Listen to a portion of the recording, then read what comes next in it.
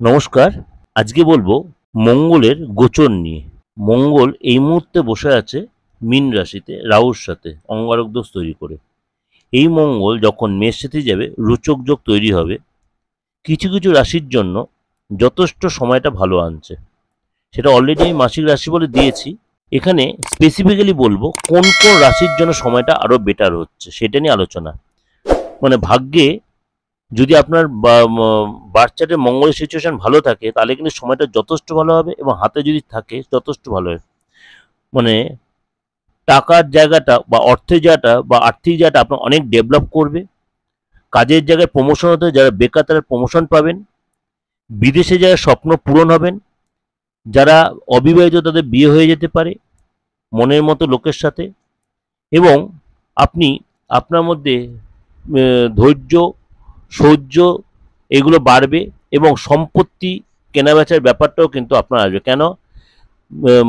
মেষ রাশির অধিপতি হচ্ছে মঙ্গল, সে যখন তার নিজের রাশিতে ঢুকছে তখন কিন্তু যেটা অনেক বেশি পাওয়ারফুল হবে। যাদের মেষ রাশি বা মঙ্গল যাদের স্ট্রং তারা কিন্তু এই সময় যথেষ্ট লাভবান হবে। তাই শুধু জেনে নিই আরও ডিটেলে কোন কোন রাশির জন্য সেই সময়টা হচ্ছে ভালো আসছে। মঙ্গলের শক্তিতে জীবনে সফলতা পাওয়া যায় বলেই জানা যায়। জ্যোতিষশাস্ত্রে পদ প্রতিপত্তি এবং মঙ্গল হচ্ছে আপনার রক্তের কারক গ্রহ। সম্পর্ক হচ্ছে ভাই, মামার, মাতুল এদেশের সম্পর্কের কারক গ্রহ। এই মঙ্গলের ট্রানজিট কিন্তু 12 রাশির জীবনে কিন্তু প্রভাব বিস্তার করবে। এবং জুন মাসে 1 জুন এই যে মঙ্গল মেষ রাশিতে প্রবেশ করবে, কিছু রাশির জন্য কিন্তু এটা যথেষ্ট ভালো সময় আনছে। বীরত্ব, সাহস, শক্তি ইত্যাদি বাড়বে এই মঙ্গলের গোচরে।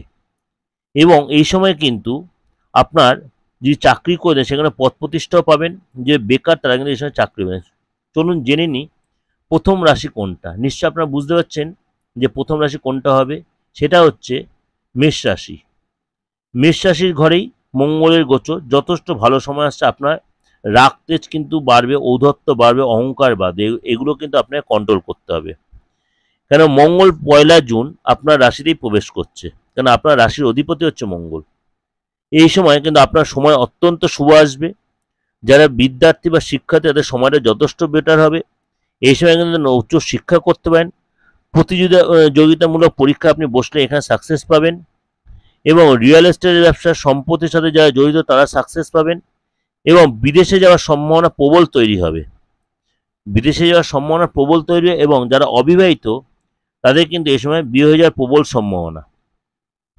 নেক্সট যে রাশি সেটা হচ্ছে ধনু রাশি। মঙ্গলের এই গোচরে ধনু রাশির জাতকদের কিন্তু যথেষ্ট উপকার হতে চলেছে। এই সময় কিন্তু আপনি যদি আমদানি অর্থাৎ কেনাবেচার কোনো ব্যবসা করেন সেখানে সাকসেস পাবেন। জমি বাড়ি কিনতে পারেন এবং সেখান দিয়ে সাকসেস পাবেন। আপনি যদি পড়াশোনা করে দেন বা উচ্চশিক্ষা করেন সেখানে সাকসেস পাবেন, এবং আপনার মনের ইচ্ছা পূরণ হবে, এবং ফ্যামিলি লোকের সাথে যথেষ্ট সুসম্পর্ক তৈরি হবে। নেক্সট হচ্ছে কুম্ভ রাশি। এইসব কুম্ভ রাশির জাতক জাতিকাদের জন্য মঙ্গল গ্রহ যথেষ্ট সদয় হতে চলেছে। যদি কোনো এই সময় ব্যবসা নতুন করে শুরু করতে চান এই সময় কিন্তু আপনার যথেষ্ট সময়টা প্রেফারেবল। কোথাও বিনিয়োগ করলে সেখানে সাকসেস পাবেন। এটা যথেষ্ট শুভ সময়। আপনি মনে করেন কোনো লয়ার বা কোনো প্রফেশনে জড়িত আছেন বা ডাক্তার, আপনি অবশ্যই সেখানে সাকসেস পাবেন। আপনার দীর্ঘদিন কোনো কেস চলছে সেখানে আপনার ফেভারে আসবে কেসটা। চাকরিজীবীরা এই সময় পদোন্নতি পেতে পারেন। ছাত্রদের জন্য এই সময় যথেষ্ট প্রেফারেবল। গবেষণার সাথে যারা যুক্ত তারা এই সময় কিন্তু বিদেশ যাওয়ার সুযোগ পাওয়ার প্রবল সম্ভাবনা। নেক্সট যে রাশি এই সুবিধাটা পায় সেটা হচ্ছে মীন রাশি। মঙ্গল গ্রহের এই গমনের জন্য আপনার জীবনে অনুকূল পরিবেশ তৈরি হয়। কেন? আপনার রাশিতে একদিন মঙ্গল বসেছিল অঙ্গারক দোষ তৈরি করে, এখন সেকেন্ড হাউসে মঙ্গল যাচ্ছে, সময়টা কিন্তু অনেকটা আপনার ফেভারে আসবে। এই রাশির জাতকরা অনেক কাজেই আটকেছেন সেখানে সফলতা পাবেন। কাঙ্ক্ষিত চাকরির সুযোগ পাবেন, এবং কর্মক্ষেত্রে যদি আপনি কর্ম করলে কর্মক্ষেত্রে যথেষ্ট পদোন্নতি হবে।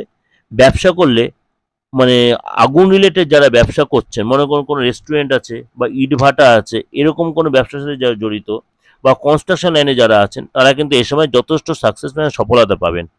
এই সময় কিন্তু পদোন্নতির সম্ভাবনা প্রবল। শত্রু ধ্বংস হবে, আপনার মধ্যে ভীষণ একটা রাগ তেজ বাড়বে, সহ্য বাড়বে, এইগুলো কিন্তু আপনার কন্ট্রোল রেখে এগোতে পারেন, অনেকাংশে আপনি লাভবান হবেন। এগুলো কিন্তু ওভারঅল ডিসকাশন করে অলরেডি আপনারা জানেন বা বোঝেন এটাই, যে কোনো ব্যক্তিগত হরস্কোপ নিয়ে আলোচনা করি না, কারণ ব্যক্তিগত হরস্কোপ আলোচনার জায়গা নয় এটা। কারণ আপনাদের প্রেজেন্টেশন এটা এইভাবে করছি গৌরাশি ট্রানজিট বা কী কী ভালো মন্দটা হয়। আর আমার যে দিগদর্শন এবং দিগদর্শন মন্ত্রের চ্যানেলটা অলরেডি আপনারা জেনে গেছেন ট্রানজিটগুলো শুনে শুনে, দুটো চ্যানেলকে সাবস্ক্রাইব করে রাখবেন, নোটিফিকেশন বেলটা অন করে প্রত্যেকটা পয়েন্ট সবার আগে আপনার কাছে পৌঁছে যাবে। আর যোগাযোগ করতে হলে অবশ্যই বুকিং নিয়ে ফোন করে নেবেন, যে আপনার ডেট অফ বার্থ থাকুক আর নাই থাকুক, আর দেশের যে কোনো প্রান্ত থেকে আপনি আপনার মূল্যবান জীবন সম্বন্ধে জানতে পারবেন। নমস্কার, কিন্তু সেটা সামান্য রেমুনেশনের বিনিময়। আর একটাই রিকোয়েস্ট, যত পারেন লোকের কাছে শেয়ার করবেন। নমস্কার, ভালো থাকবেন।